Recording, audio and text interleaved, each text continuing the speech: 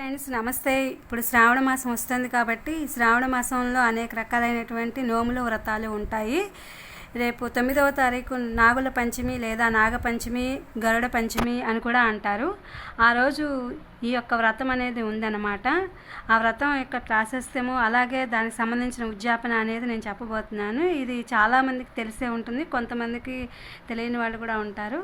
ఇది ఒక 9 సంవత్సరాలు పట్టే నోము అన్నమాట. ఈ నాగుల పంచమి, నాగపంచమి, గరుడ పంచమి ఏదైనా సరే 9 సంవత్సరాలు పడతారు దీన్ని.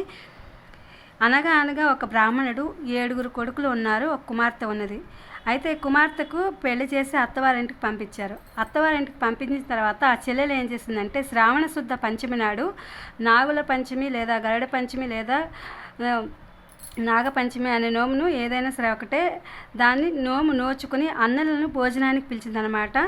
అప్పుడు అన్నల్ని భోజనానికి పిలిచినప్పుడు అన్నలు ఏమనుకున్నారంటే ఇంటిలో ఇవాళ ఏ పని లేనందువలన అన్నలందరూ నాగపంచమి నాడు చెల్లెల ఇంటికి భోజనానికి వెళ్ళడం వల్ల ఖాళీ సమయం ఉండడం వలన గోడలు మెత్తి అలాగే పుట్టలు తవ్వి ఇవన్నీ చేసి ఈ పని చేసుకుందాము ఈ ఖాళీ సమయంలో అనుకున్నారు. అక్కడికి చెల్లెలు కూడా ఈ నాగుల పంచమి నాడు చెప్పిందనమాట. ఎవరు కూడా గోడలు మెత్తరాదు, పుట్టలు తవ్వరాదు, కన్నాలు పూడ్చరాదు అని చెల్లెలు చెప్పినా సరే వినకుండా అన్నలు ఆ గోడలు మెత్తడము, పుట్టలు తవ్వడము, అట్లాగే కన్నాలు మూసివేయడం లాంటి పనులు చేశారనమాట. అలా చేసే ఆ సమయంలో ఒక పాము వచ్చి వాళ్ళకి 7గురిని కరిచి వెళ్ళిపోయిందనమాట. ఈ చెల్లెలు ఏం చేస్తుంది, అన్నలు ఎంతసేపటికి రావట్లేదు ఏంటా అని చెప్పి ఎదురు చూస్తుంది.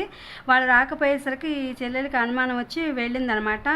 అమ్మగారి ఇంటికి వెళ్ళి చూసేసరికి 7 అన్నదమ్ములు పాము కాటు వేసి చనిపోయి పడి ఉన్నారు.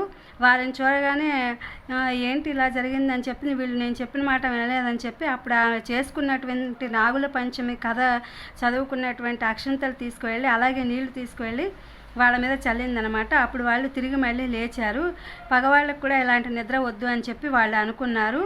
తర్వాత వాళ్ళని తిరిగి ఇంటికి తీసుకువచ్చి మళ్ళీ మట్టితో ఒక పుట్టను తయారు చేసుకుని ఆ చెల్లెలు మళ్ళీ ఒక పసుపు గౌరి అమ్మవారిని పెట్టుకుని 9 పోగుల తోరమును, 9 ఉండ్రాళ్ళు, 9 వక్కలు, 9 తమలపాకులతో నోము నోచుకుని నైవేద్యం పెట్టుకుందనమాట. పెట్టుకుని అన్నలకి భోజనం పెట్టి పంపించింది. దీని యొక్క ఉద్యాపన ఏంటంటే దీనిలో తోరం కూడా ఉంటుంది. 9 సంవత్సరాల పాటు చేసుకోవాలి.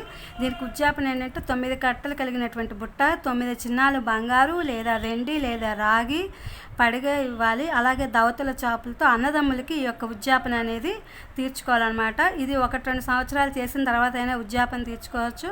లేదా అంటే కనుక పూర్తయ్యేలోపు ఎప్పుడైనా సరే ఈ యొక్క ఉద్యాపన అనేది అన్నదమ్ములకి ఇవ్వాలి.